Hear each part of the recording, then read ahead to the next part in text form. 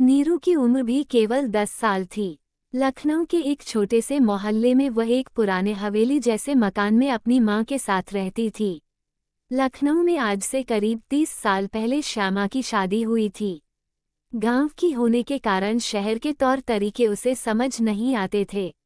श्यामा के पति भीखाराम बाजार में एक दुकान में नौकरी करते थे। आज से करीब 4 साल पहले उनके सिर में तेज दर्द उठा।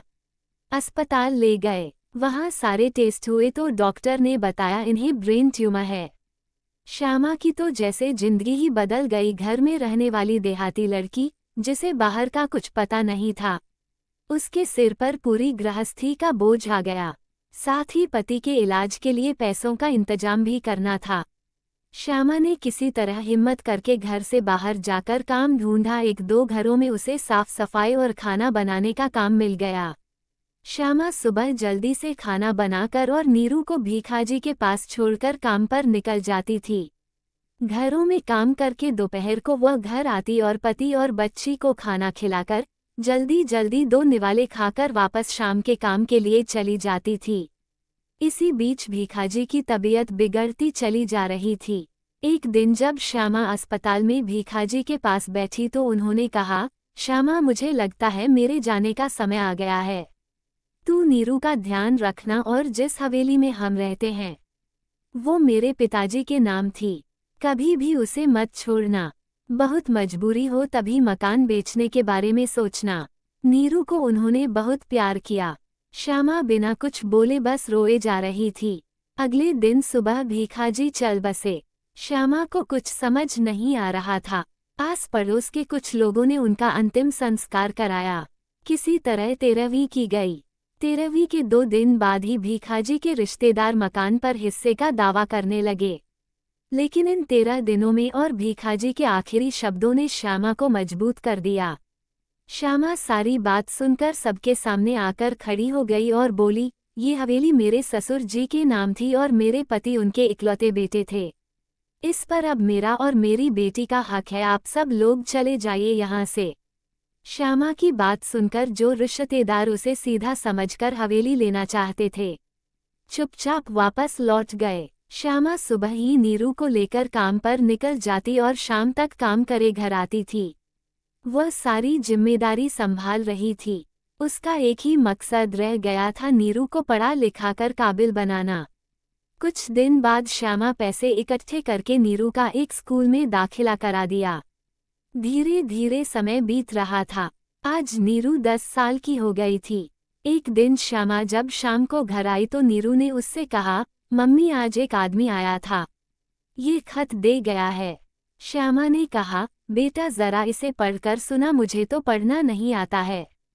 नीरू ने लिफाफा खोला और बोली, अरे माँ, ये तो इंग्लिश में है। इतनी इंग्लिश तो मैं भी नहीं जानती हूँ। श्यामा ने उससे खत ले लिया और अपने पास संभाल कर रख लिया। अगले दिन वह जिस घर में काम करती थी उसकी मालकिन से खत पढ़वाया। उन्होंने बताया कि तुम्हारी हवेली बहुत पुरानी है, सरकार वहां उसे एक स्मारक बनाना चाहती है। ये सुनकर श्यामा के होश उड़ गए। नहीं नहीं मालकिन, आप इसका जवाब लिख दो। हमें नहीं बेचना अपना घर, हम कहाँ जाएंगे। ये सुनकर उसकी मालकिन ने कहा, श्यामा, चिंता मत करो, मैं इसके बारे में पता करूंगी, लेकिन जहां तक मुझे पता है तुम्हें इसके बदले में सरकार बहुत सारा पैसा देगी। श्यामा ने कहा, मालकिन, हम पैसा लेकर क्या करेंगे, हमारा गुजारा तो हो ही जाता है। मालकिन ने उससे कहा, अच्छा 1-2 दिन रुक जा, मैं सब पता करके बताती हूँ। श्यामा काम खत्म करके घर आ गई। उसे आज बहुत चिंता हो रही थी। न जाने सरकार कब उसका घर छीन ले। वो कहाँ जाएगी, नीरू का क्या होगा। 2 दिन में श्यामा बहुत परेशान हो गई।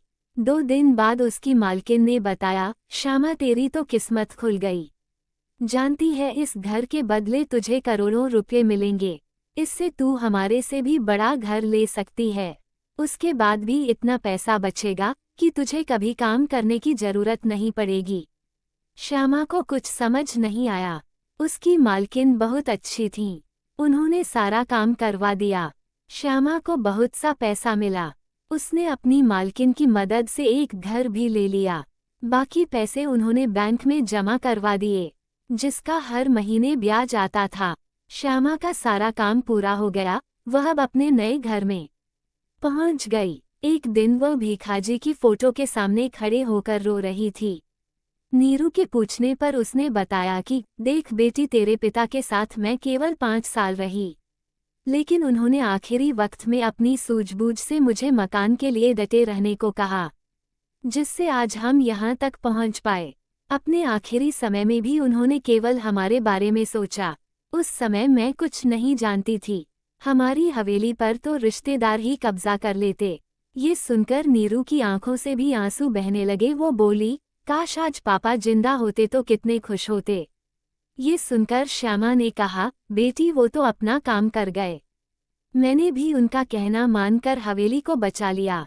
बस अब उनकी एक और आखिरी इच्छा थी, वो तुझे पूरी करनी है। वे चाहते थे कि उनकी बेटी बहुत लायक बन जाए।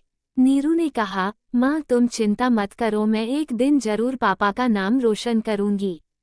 श्यामा अब भी सभी घरों में काम करती थी। उसने नीरू का दाखिला एक बड़े स्कूल में करा दिया और अच्छी सी ट्यूशन भी लगवा दी थी। नीरू पढ़ाई करते हुए एक दिन IAS ऑफिसर बन गई। वो उस दिन घर आई और बोली, माँ देखो पापा का सपना पूरा हो गया, तुम्हारी बेटी कलेक्टर बन गई। माँ अब तुम्हें काम पर जाने की कोई ज़रूरत नहीं है, अब आप आराम करो। वैसे भी हमारे पास पैसे की कोई कमी नहीं है। श्यामा बहुत खुश हुई, बेटी आज तूने अपने पिता की आखिरी इच्छा भी पूरी कर दी। जानती है पैसों की ज़रूरत तो बहुत पहले खत्म हो गई थी, लेकिन मैं काम इसलिए करती थी जिस काम से तेरा पालन पोषण हुआ, उस काम की मैं बहुत इज्जत करती हूँ। श्यामा और नीतू दोनों भीखा जी की फोटो के सामने खड़ी थीं। श्यामा ने कुछ देर उनसे बात की, फिर आकर पलंग पर बैठ गई। वह बोली, बस बेटी अब मेरा काम पूरा हो गया, अब मुझे मुक्ति मिल जाएगी। ये कहकर श्यामा एक और लुढ़क गई। नीरू ने भागकर उसे उठाया, लेकिन वह अब कहाँ, वह तो मुक्त हो चुकी थी। नीरू रोते रोते यही सोच रही थी, आखिर मेरी माँ ने क्यों कभी सुख नहीं उठा पाया। आज अब उनके सुख उठाने का समय आया तो भगवान ने उन्हें अपने पास बुला लिया।